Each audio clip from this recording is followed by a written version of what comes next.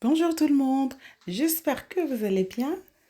Je vous retrouve pour clôturer cette semaine d'atelier pâtisserie-boulangerie. On va clôturer avec ces bons gâteaux moelleux aux pommes. Mmh, qu'est-ce que c'est bon!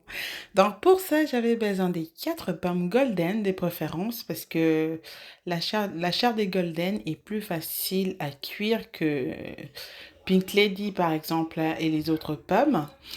Donc, j'avais besoin des 4 pommes que j'ai épluchées et j'ai coupées comme vous voyez sur la vidéo.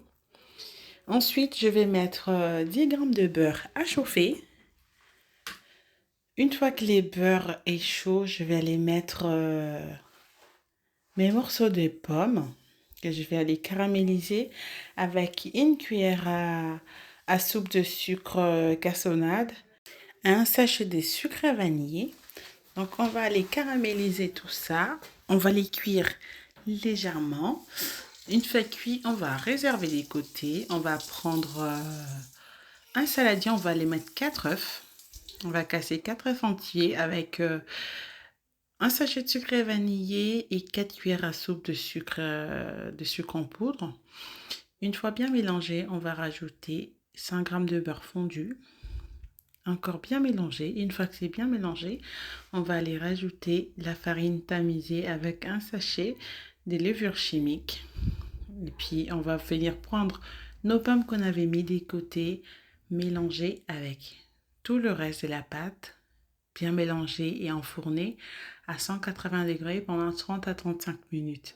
Une fois que vous voyez bien doré, vous piquez le couteau et si le couteau ressort sec, c'est que c'est tout bon.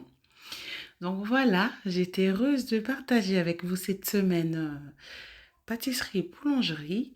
Donc pour ce qu'on n'a pas fait, il y en a tellement à faire, donc on fera durant nos recettes d'habitude. Si vous avez des propositions de demandes à faire, alors n'hésitez pas.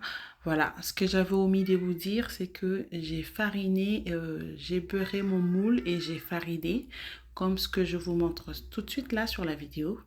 Donc c'est pour faire en sorte que ça puisse pas coller dans le fond du moule. Ensuite, on va renverser la pâte dans le moule, bien tasser pour que ça puisse bien prendre la forme dans le moule. Évitez surtout qu'il y ait des morceaux de pommes qui traînent par-dessus parce que ça va brûler. Donc, après, on va aller enfourner.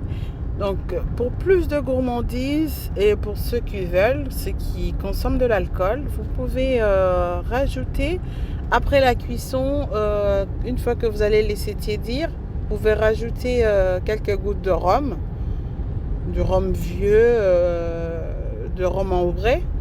Ça peut être, ça va être très très bon. Donc si les enfants vont manger, vaut mieux pas, vaut mieux éviter. Donc voilà, on se retrouve la semaine prochaine pour plus de recettes. D'ici là, portez-vous bien. Bye!